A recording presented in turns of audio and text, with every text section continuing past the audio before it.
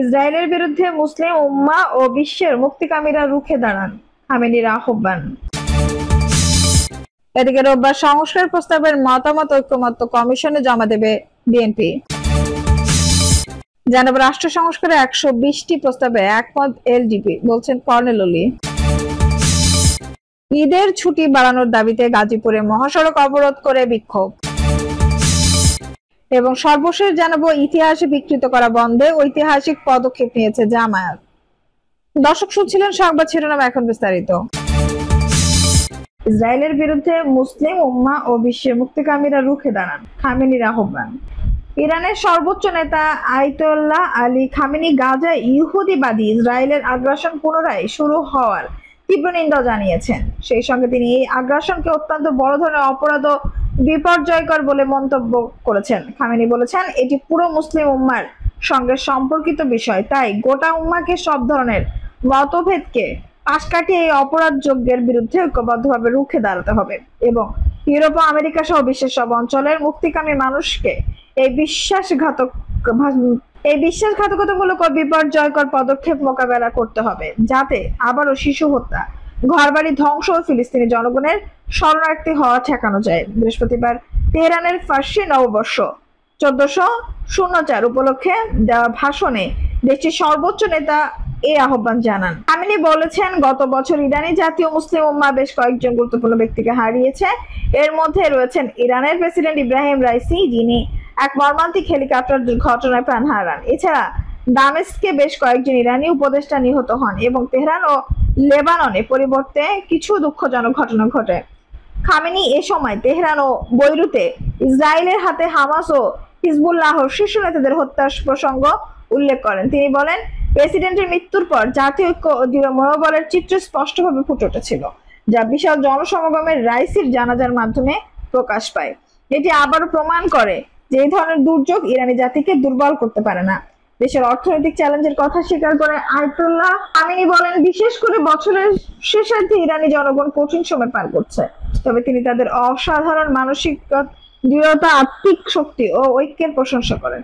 তিনি আরো বলেন, লেবানন ও ফিলিস্তিনের জনগণকে ইসরায়েলি আগ্রাসনের সময় সহায়তা দিতে ইরানি জনগণের উদারতা ও সংহতি প্রশংসনীয়।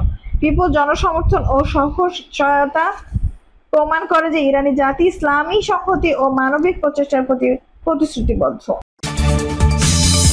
রোববার সংস্কার প্রস্তাবের মতামত ঐকমত্য কমিশনে জমা দেবে বিএনপি। আগামী রোববার বিএনপির সংস্কার প্রস্তাবের মতামত ঐকমত্য কমিশনের কাছে জমা দেওয়া হবে বলে জানিয়েছেন বিএনপি স্থায়ী কমিটির সদস্য আমির খসরু মাহমুদ চৌধুরী। আমির খসরু বলেন, সংস্কারের ব্যাপারে যেসব বিষয়ে সব রাজনৈতিক দলের মধ্যে ঐকমত্য হবে সেগুলোকে আমরা এগিয়ে নিয়ে যাব, আর যেসব বিষয়ে দ্বিমত তৈরি হবে সেগুলো নিয়ে আগামী নির্বাচনের সভায় জনগণের কাছে নিয়ে যাবে। এরপর সংসদে আলোচনা, তর্ক বিতর্ক হবে। বিএনপি স্থায়ী কমিটির এই সদস্য বলেন, বর্তমান বাংলাদেশের রাজনৈতিক, অর্থনৈতিক ও বৈদেশিক সম্পর্ক এবং অবস্থান দিয়ে দীর্ঘ আলোচনা হয়েছে। রাজনীতি ক্ষেত্রে স্বাভাবিকভাবে যেটা আলোচনা হয়েছে সেটা হলো আগামী নির্বাচন সংস্কারের ব্যাপারে সবগুলো বিষয় নিয়ে যে ঐকমত্য কমিশন হয়েছিল সেগুলো নিয়ে আলোচনা হয়েছে। নির্বাচনের সময় নিয়ে কোনো আলোচনা হয়েছে কিনা জানতে চাইলে আমির খসরু বলেন, সবাই তো ধরে নিয়েছে ডিসেম্বরের পরে যাওয়ার কোনো সুযোগ নেই। অনেকের মতে ডিসেম্বর অনেক দেরি, তারপর ডিসেম্বর শেষ সময় ধরে নিয়েছে। ডিসেম্বরের মধ্যে নির্বাচন হলে আমরা সঠিক পথে থাকবে। গণতান্ত্রিক অর্ডার ফিরিয়ে আনা খুবই গুরুত্বপূর্ণ। রাষ্ট্র সংস্কার 120টি প্রস্তাবে একমত এলডিপি, বলছেন কর্নেল ওলি। রাষ্ট্র সংস্কার গঠিত জাতীয় ঐকমত্য কমিশন রাজনৈতিক দলগুলোর কাছে 166টি প্রশ্নমালার যে স্প্রেডশিট পাঠিয়েছে তার মধ্যে লিবারেল ডেমোক্রেটিক পার্টি এলডিপি 120টিতে একমত বলে জানিয়েছেন দলটির প্রেসিডেন্ট কর্নেল ওলি আহমেদ।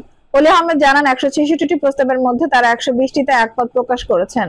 বাকি 42টিতে একমত নয়, 2টিতে আংশিকভাবে একমত এবং 2টিতে অস্পষ্ট। সংবিধান সংস্কার সংক্রান্ত 70টি প্রস্তাবের মধ্যে 51টিতে এলডিপি একমত, 16টিতে একমত নয়, একটি আংশিকভাবে একমত এবং 2টি প্রস্তাব অস্পষ্ট বলে মনে করে দলটি। বিবেচনা বিভাগের 23টির মধ্যে 22টিতে একমত আর একটিতে আংশিকভাবে একমত। দুর্নীতি দমনের 20টির মধ্যে সবগুলোতে একমত। জনপ্রশাসনের 26টির মধ্যে 11টিতে একমত, 12টিতে একমত নয়। নির্বাচন সংস্কারের 27 প্রস্তাবের মধ্যে 16টিতে একমত এবং 11টিতে দলটি একমত নয় বলে কমিশনকে জানিয়েছেন এলডিপি। ওলি আহমেদ বলেন, সবগুলো সুপারিশের মধ্যে নির্বাচন কমিশনের সুপারিশ দুর্বল ছিল। তারা অতীতের রাজনৈতিক দলগুলোর সঙ্গে যে সংলাপ করেছিল তার কাগজ সংগ্রহ করা উচিত ছিল। আপনি যত কিছুই করেন না কেন নির্বাচন সুষ্ঠু করতে পারবেন না।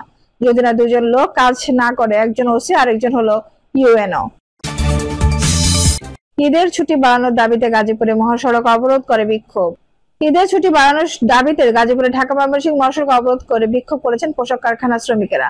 আজ বৃহস্পতিবার সকাল 8টা থেকে গাজীপুরের হোতাপাড়া এলাকায় ইউটা নিটিং অ্যান্ড ডাইং কারখানার শ্রমিকেরা ঈদ উল ফিতরের ছুটি বাড়ানোর দাবিতে ঢাকা ময়মনসিংহ মহাসড়ক অবরোধ করেন। সকালে শতাধিক শ্রমিক কারখানার কাজ বন্ধ রেখে কারখানার নিচে বিক্ষোভ শুরু করেন। পরে মহাসড়ক অবস্থান নেন। পরে পুলিশ গিয়ে পরিস্থিতি নিয়ন্ত্রণে নিয়ে প্রায় 1.5 ঘন্টা পর যান চলাচল স্বাভাবিক হয়। এই সময় মহাসড়কের দুদিকের প্রায় 1 কিলোমিটার সড়ক জুড়ে শত শত যানবাহন আটকা পড়ে। কারখানার শ্রমিকেরা জানান, এবার ঈদ উল ফিতরের ছুটির 10 দিন ঘোষণা করে কারখানা কর্তৃপক্ষ, কিন্তু গাজীপুর সদর উপজেলার হোতাপাড়া এলাকায় ইউটা কারখানা শ্রমিকেরা তা মেনে নেয়নি। ঈদের 10 দিনের ছুটির পরিবর্তে 12 দিনের ছুটির দাবি জানান শ্রমিকেরা, কিন্তু শ্রমিকদের দাবি কারখানা কর্তৃপক্ষ মেনে নেয়নি। এই নিয়ে শ্রমিকদের মধ্যে ক্ষোভ ও উত্তেজনা ছড়িয়ে পড়ে। এক পর্যায়ে শ্রমিকেরা হোতাপাড়া এলাকায় ঢাকা ময়মনসিংহ মহাসড়ক অবরোধ করে। খবর পেয়ে পুলিশ ঘটনাস্থলে গিয়ে শ্রমিকদের মহাসড়ক থেকে সরিয়ে দেয়। পরে যান চলাচল স্বাভাবিক হয়। এ সময় প্রায় 1.5 ঘন্টা মহাসড়ক যান চলাচল বন্ধ থাকে। এতে ভোগান্তিতে পড়ে সাধারণ মানুষ। জয়দেবপুর থানার ভারপ্রাপ্ত কর্মকর্তা ওসি আব্দুল হালিম জানান, সারা দেশে ঈদের ছুটি 10 দিন করা হয়েছে, কিন্তু ইউটাস কারখানা শ্রমিকেরা তা না মেনে 12 দিন ছুটির দাবি করেন। এক পর্যায়ে তারা মহাসড়কটি অবরোধ করে রাখেন। ইতিহাস বিকৃত করা বন্ধে ঐতিহাসিক পদক্ষেপ নিয়েছে জামায়াত। ইতিহাস বিকৃত করা বন্ধে জামায়াত ইসলামী ঐতিহাসিক পদক্ষেপ নিয়েছে বলে দাবি করেছেন ঢাকা মহাসড়ক দক্ষিণ জামায়াত আমির নুরুল ইসলাম বুলবুল। তিনি বলেন, দেশের সব আন্দোলন সংগ্রামের ইতিহাস বিকৃত হয়েছে।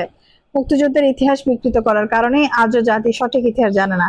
ছাত্র জনতার অর্জিত জুলাই গণ অভ্যুত্থানের ইতিহাস বিকৃত করার ষড়যন্ত্রের এখনই আভাস পাওয়া যাচ্ছে। জুলাই গণ অভ্যুত্থানের ইতিহাস বিকৃত করা যাবে না। উল্লেখ করা হয়, জামায়াতের কেন্দ্রীয় নির্বাহী পরিষদ সদস্য বলেন, জামায়াত শহীদদের নিয়ে 10 খণ্ডে 2500 পৃষ্ঠার বই প্রকাশ করেছে। এই বইতে শহীদদের পরিচয়, শহীদ হওয়ার ঘটনা এবং আন্দোলনের ভূমিকা লিপিবদ্ধ আছে। আগামীতে আহত পঙ্গুত্ব বরণকারীদের পরিচয় এবং আন্দোলনে তাদের ভূমিকা নিয়ে বই প্রকাশ করা হবে, যাতে করে কোনো অপশক্তি জুলাই গণঅভ্যুত্থানের ইতিহাস বিকৃত করতে না পারে। তিনি বলেন, রাষ্ট্রের সূর্য সন্তানদের রাষ্ট্র যথাযথ সম্মান করেনি। রাষ্ট্র যদি প্রত্যেক শহীদ পরিবারকে 1 কোটি টাকা করে সম্মানজনক সহায়তা করে, তবে 2000 কোটি টাকার প্রয়োজন হবে।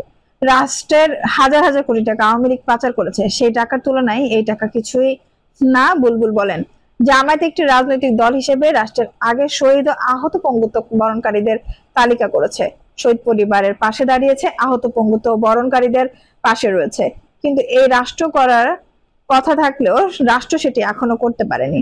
5 আগস্ট পূর্ববর্তী রাষ্ট্রীয় বাহিনীকে ব্যবহার করে আওয়ামী লীগ যে গণহত্যা চালিয়েছে, এই গণহত্যার শিকার প্রত্যেক শহীদ পরিবারকে 2 লাখ টাকা করে আর্থিক সহায়তা করেছে জামায়াত। আহতদের চিকিৎসার জন্য হাসপাতালে জামায়াত নেতৃত্ববৃন্দ গিয়ে ঘোষণা দিয়েছে, আহতদের পূর্ণ চিকিৎসার দায়িত্ব জামায়াতের। ঢাকা মহানগর দক্ষিণে 155 জন শহীদ পরিবারের প্রত্যেকে 2 লাখ টাকা করে প্রদান করা হয়েছে। এভাবে সারা দেশের শহীদ পরিবারের কাছে 2 লাখ টাকা করে পৌঁছানো হয়েছে বলে জানান বুলবুল। গণহত্যার বিচার ও সংস্কার ছাড়া নির্বাচন হলে আবারও ফ্যাসিবাদ প্রতিষ্ঠা হবে মন্তব্য করে নুরুল ইসলাম বুলবুল বলেন, রাষ্ট্রের মৌলিক সংস্কার না করে নির্বাচন দলে রাজনৈতিক সংস্কার দলীয় স্বার্থে রাষ্ট্রের সংস্কার করবে না। যারা বিগত সময়ে আগে পরে রাষ্ট্রীয় ক্ষমতায় ছিল, তারাই রাষ্ট্রীয় প্রতিষ্ঠানগুলো ধ্বংস করেছে।